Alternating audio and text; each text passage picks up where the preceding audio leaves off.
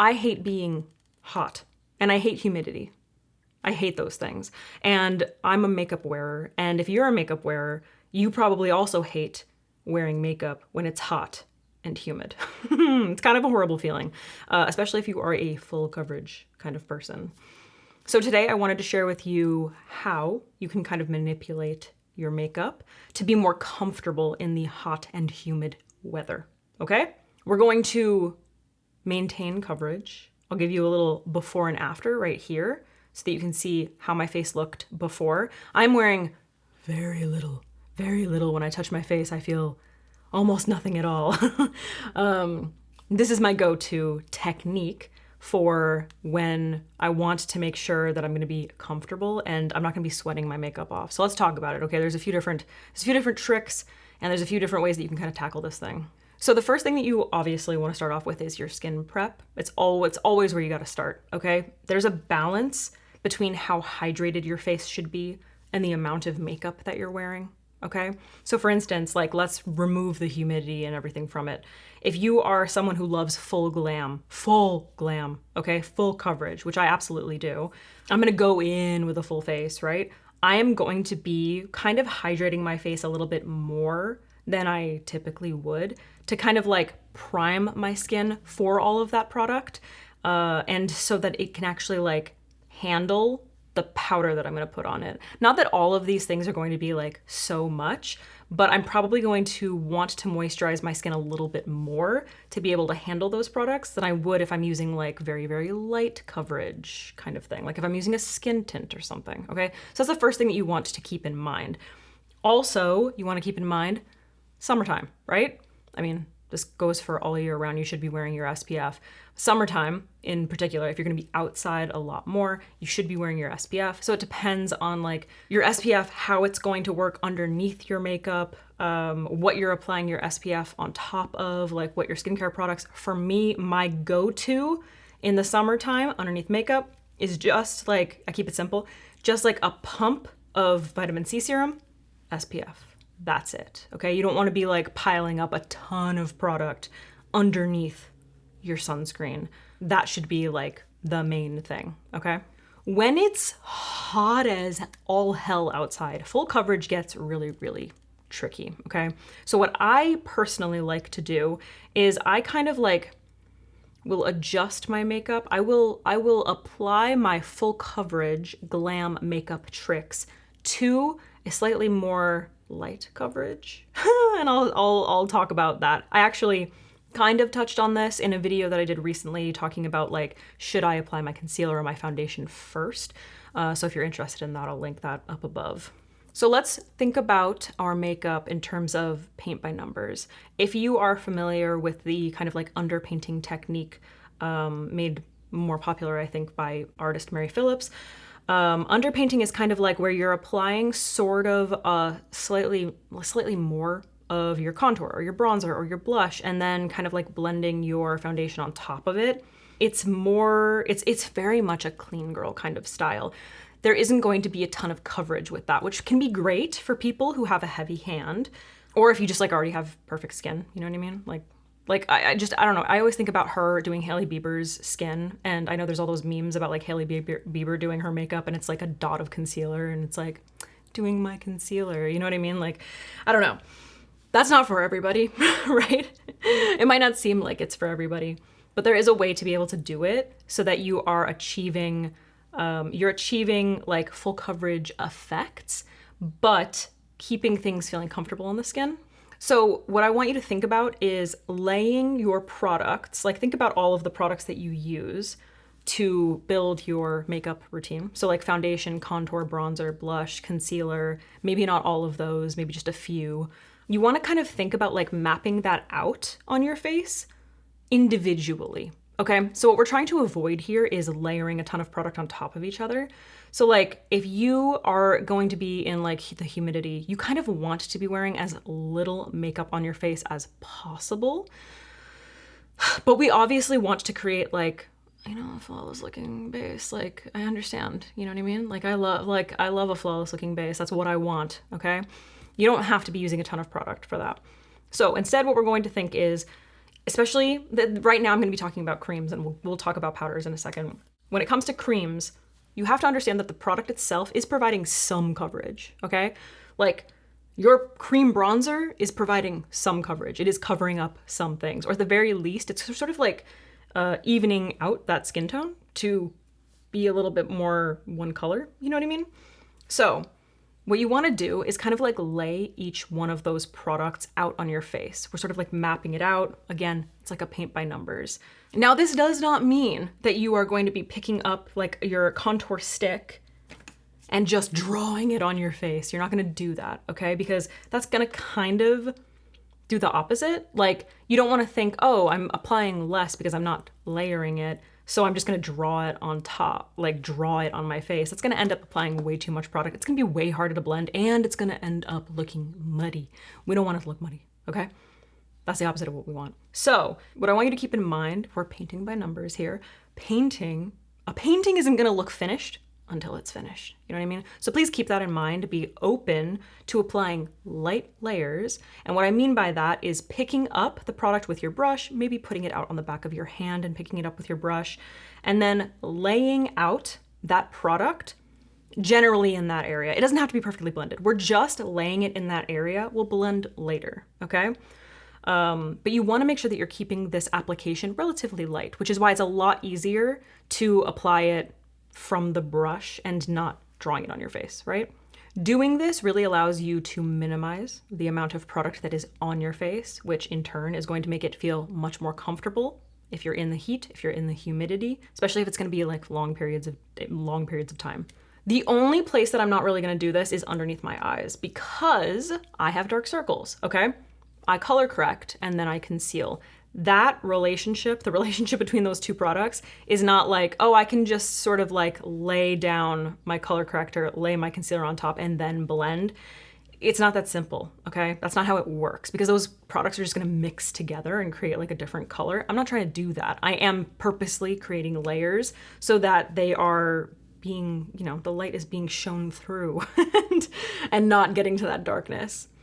Right? If you're confused about that, then I have a video about color correcting, finding the right concealers. Honestly, I don't even remember which one it is, but I'll find a relevant one and it'll be up here. So I'm not going to do it with that. If you're someone who has like a specific area of your face that needs a specific kind of coverage, then like you want to prioritize that area and then minimize the coverage in other areas just to keep everything like very comfortable, right? So even with my under eyes, I'm keeping the coverage relatively light because I want it to be matching the rest of my face. So I'm not gonna go in and do like a ridiculously highlighted under eye and then do like light coverage on the rest of the face. It's gonna look crazy, right? So like you want to kind of adjust slightly so that things are working well together. One thing that I want to address is that makeup artists are lying to you. This like always blows my mind. Sunglass marks, okay? I can't, the number of times I have seen makeup artists be like, just put a translucent powder on your sunglasses, or just put like extra translucent powder on your nose and it'll keep everything flawless. And I see these questions all the time, like, how do I prevent these marks? How do I prevent these marks? You know how you prevent those marks? You either don't wear sunglasses or you just put the least amount of product in the area where your sunglasses are going to hit as possible, which is exactly what I do. But basically anytime, like in the summertime, not just in the summertime, in the wintertime, like anytime I know I'm gonna be wearing sunglasses, I just don't put a ton of product there. What I do is I'll apply, like, usually I kind of like layering my foundation. I don't apply too much foundation, so I'm fine with it. What I'll do if I'm layering my foundation first is I'll apply it the opposite of the way that I typically do. So when I typically apply my foundation, like a day where I'm just, I don't know, maybe it's nighttime or I'm not wearing sunglasses or whatever, I'm not worried about that, I will apply my foundation starting in the center of my face because that's where I have the most redness. I don't have a ton of redness in my face, but most people get redness around like their nostrils, maybe around their mouth, maybe on their cheeks, you know, maybe a bit around their eyes. So like center of the face is typically a good place to kind of start to neutralize that color, and then kind of like blend it out so that it's working with the rest of your skin. You know what I mean? On your body and such. I do the opposite of that. for this technique. What I do is I'll kind of start on my forehead, on my chin, around my mouth, and like I'll focus on this area, like where my nostrils are, but I'm not touching the top of the nose at all. I'm making sure that my foundation is blended out fully, and then I'll take whatever's left on my sponge and just kind of blend around my nose. So I'm kind of like blending into it, you know what I mean? But there's barely any product there, all right? As far as contour, for me, I typically like to contour the tip of my nose. I'll focus my contour there. And then I'm not really powdering either. Like I'm just not, because the more product you apply there underneath your sunglass like nose thing, it's just gonna turn into like a cakey powder. Like I'm just thinking like, I'm literally just picturing like baking soda and water. Like it's not gonna be cute. It's never gonna be cute. It's not gonna work. There's one product that really helps with this, all right? I'm saving it to the end, but I will say that regardless, this is the best trick, okay? This last product that I'm gonna talk about that helps is like a last resort, and it's not like a fix-all, all right?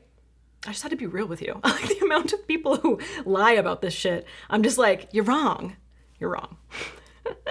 Once you have your product kind of like placed out, you can use 2 different brushes. I typically, to like apply my bronzer and my contour, I use the same brush, and then like foundation, concealer, I'll use the same brush or sponge or whatever. And then the same thing with blending. I usually like to use a sponge to blend out my foundation and my concealer. Sometimes I'll use a brush to blend out my foundation, but I'm usually like blending or kind of like building up. Sometimes when you blend with one thing, like if I go in with just a sponge all over my face to blend all of that out, that's kind of the technique with underpainting. You want to be applying like a little bit more with your bronzer and your contour, because once you go in with your foundation, you can kind of like lose that.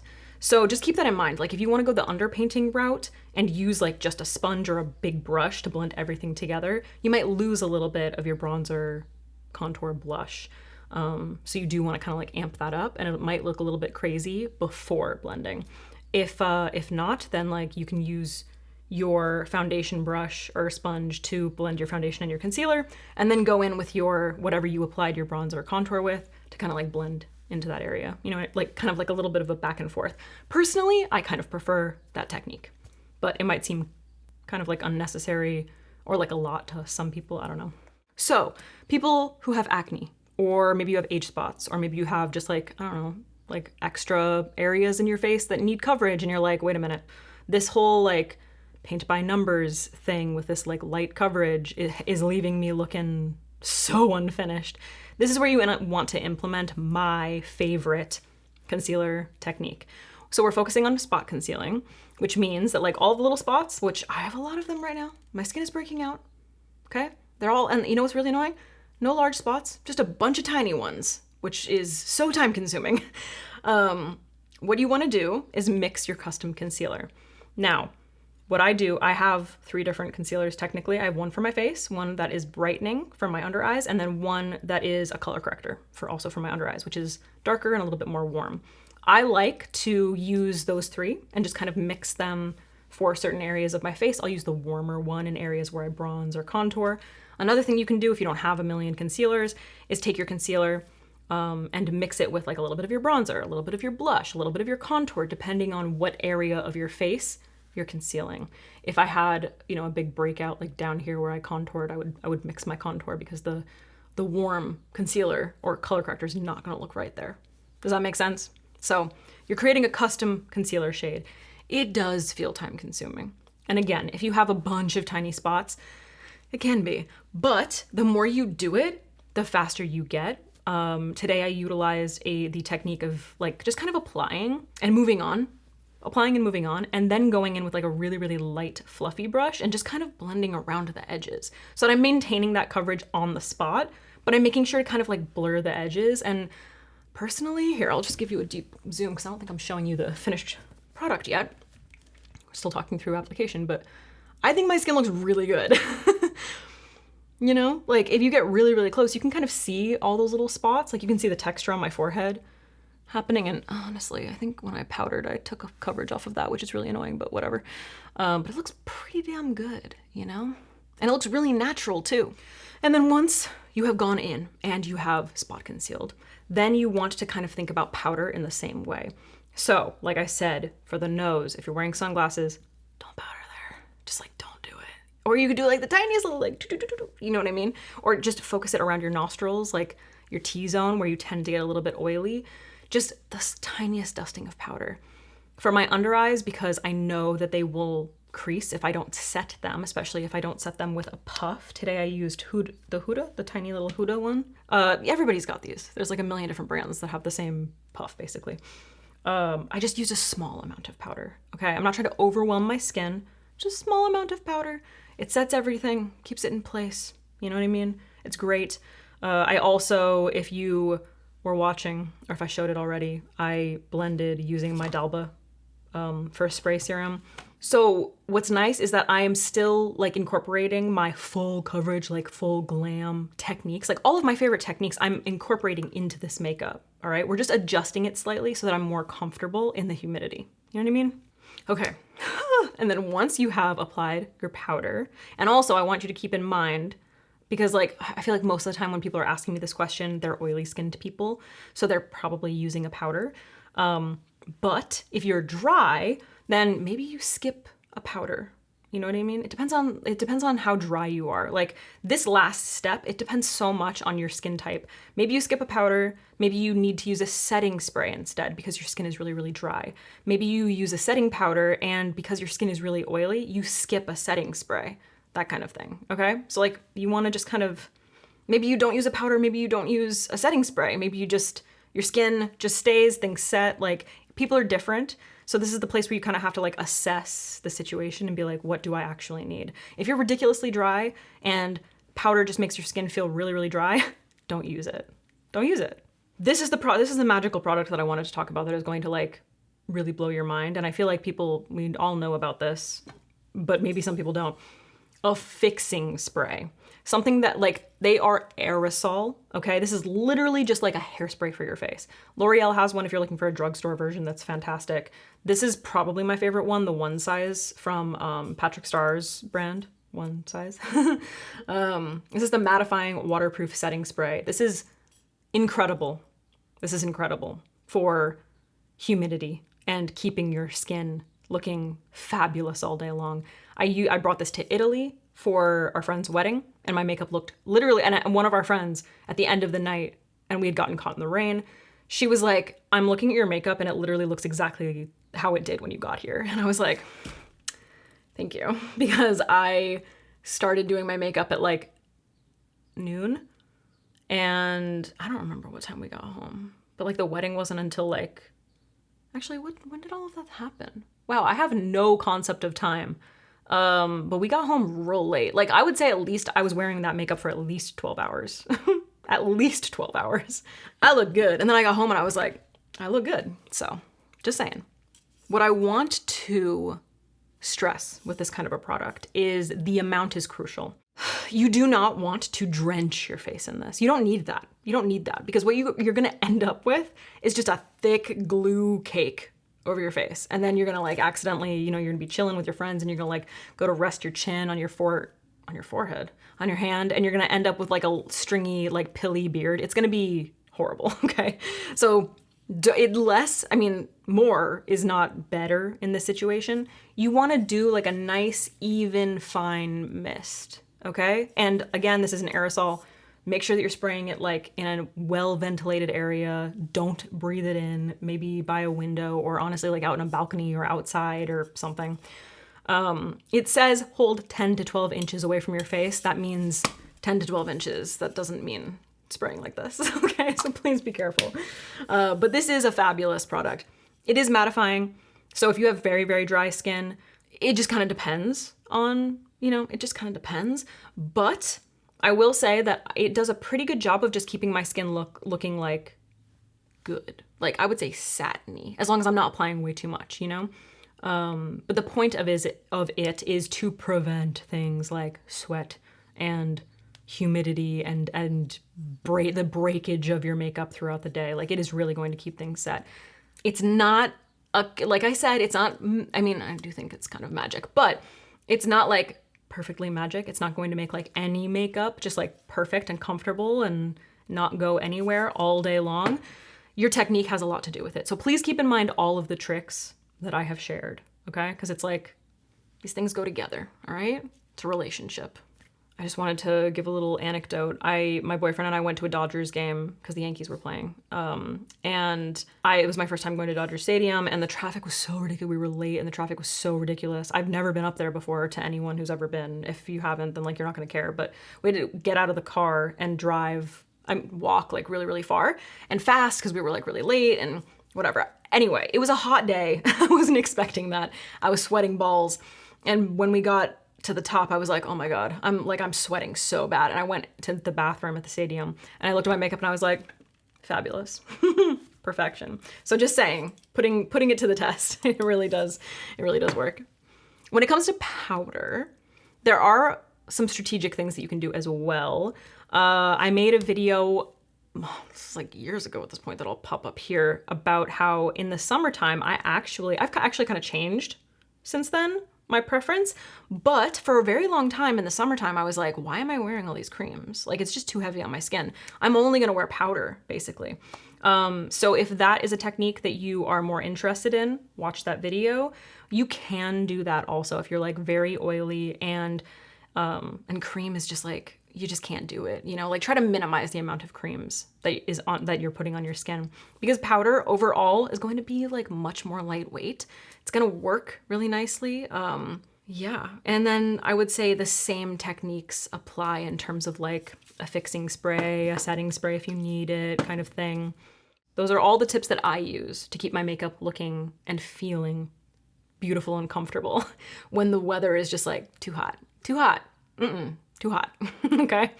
I hope this was helpful. I would like to just stress that the spot concealing is going to be your absolute best friend. Like minimizing coverage, but maximizing the effect with that is like top tier tips. All right. If you feel like you can't do it, or it's like a technique that is intimidating to you, just practice it, you know, like your pre-shower makeup or days when you aren't wearing any makeup, you're not doing anything, just practice it. Because I promise you, the more you do it, the better you'll get at it, and it's gonna change. It's gonna kind of change your makeup game. Just saying. Anyway, thank you for watching. I'm gonna go because I have an eyeshadow look that I really want to do right now. Thank you for watching.